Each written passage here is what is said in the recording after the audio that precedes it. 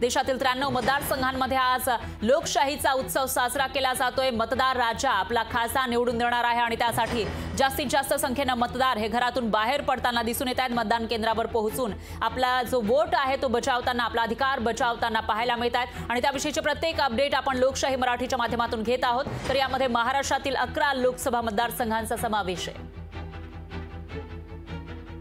दरम्यान उदयनराजे भोसले हे सातारा लोकसभा मतदारसंघाचे महायुतीचे उमेदवार यांनी काही वेळापूर्वी सहकुटुंब आपला मतदानाचा हक्क बजावलेला आहे आणि यावेळेला उदयनराजे भोसले यांच्यासोबत बातचीत केली आहे आपले प्रतिनिधी इम्तियाज मुजावर यांनी।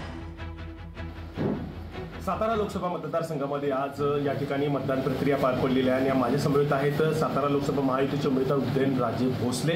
महाराज साहब, आज 7 तारीख है और आज आपने मतदान भी किया है 7:07 और 7 में। जनता का भी साथ आपके साथ है, काय सांगाल एकंदरीत आज उत्साहाच्या वातावरणात आज सकाळपासून डॅशिंग लुक आज तुमचा दिसत होता, एकदम वेगळ्या पद्धतीचा आज क्लायमॅक्स होता आपल्याबरोबर, कसला कॉन्फिडन्स आहे आज, काय सांगाल मतदान केलं?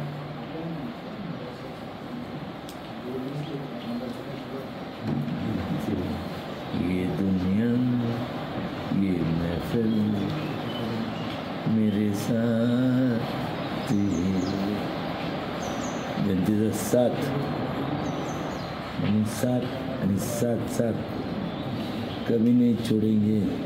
लोगों का साथ, उनके लिए जान हाजिर है, उनके लिए दिल हाजिर है, उनके कामों के लिए मेरा साथ रहेगा।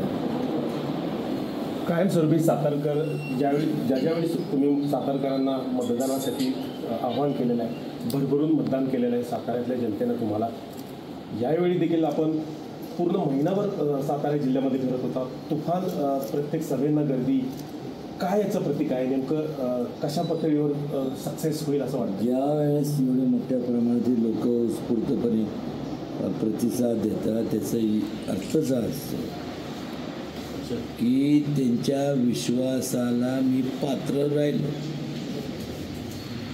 की काय मला सांगायचं। आणि विश्वासाला पात्र राहिलं म्हणजे त्यांनी आजपर्यंत जे कामं सांगितले किंवा जे काय त्यांना अपेक्षित होतं लोकप्रतिनिधी ते मी केलं। एकंदरीत गेल्या 15 ते 20 दिवसामध्ये आरोप प्रत्यारोपाच्या भयंकर अशा फेऱ्या झडत होत्या, जोरजोरामध्ये त्या ठिकाणी मोठे सेलिब्रिटीज सातारा जिल्ह्यातल्या सभेमध्ये आले होते। शरद पवार एकीकडे महाराष्ट्रभर फिरत आहेत, महाविकास आघाडीचे सगळे नेते, उद्धव ठाकरे सगळे फिरत आहेत, याचा परिणाम सातारच्या निवडणुकीवर होऊ शकतो?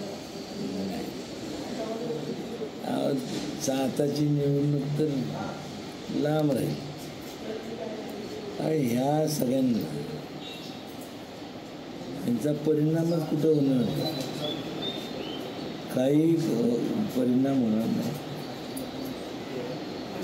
मगाशी गाडीमध्ये तुमच्या गाणं शशीला असं काहीतरी गाणं ऐकलं, शशी कपूर, ये शशी कपूर होता और ये शशी मुथारी। एकंदरीतच या सगळ्या आरोपाच्या वातावरणात जे आरोप सिद्ध झाले आहेत असं तुम्ही कायमस्वरूपी म्हणत आलेला सुरुवातीपासून आजपर्यंत, निवडणूक जिंकल्यानंतर याचा पाठपुरावा कशा पातळीवर करा? पाठपुरावा झाला स्वाभाविक FIR दाखल झाली का नाही मला माहीत नाही, पण मी त्या ह्याच्यात मी जास्त पडत नाही। जे सगळ्यांना मला त्यांना कोणाला पण सगळ्यांना कायदे चाकोरीत सगळे एकसारखे असतात, काय गैर केलं असेल कारवाई होणार। आज दिवसभर साताऱ्यात फिरणार आहात तुम्ही, मतदार वगैरे सगळ्यांशी तुम्ही ऑलरेडी गेल्या 15 दिवसात फिरणार आहात, आजच्या दिवशी किती टक्के मतदान होईल किंवा काय यामध्ये? जास्तीत जास्त लोकांनी आलं पाहिजे, गेलं पाहिजे, मतदान केले पाहिजे, कारण की शेवटी मतदान केलं का करायचं जेव्हा आपण किंवा सगळे करतात ते उदयनराजे, तो प्रश्न नाही।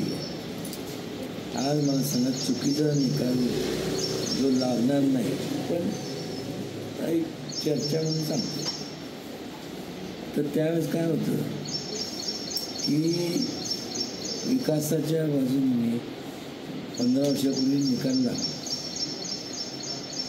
आणि विरोधात आणि त्यानंतर विस्कळीतपणा आला. आयुष्यातली आपण किती वर्ष विस्कळीतपणा घालवणार हे प्रत्येकाने विचार केला. आज प्रत्येका कुटुंबामध्ये त्यांच्या तरुण वर्ग आहे, त्यांच्या भवितव्याचा विचार पाहतात. विकास कामांच्या हिशोबानेच म्हणजे अर्थात महायुतीच्या बाजूनेच मतदान केलं पाहिजे आणि करावं हे आव्हान मी करतो.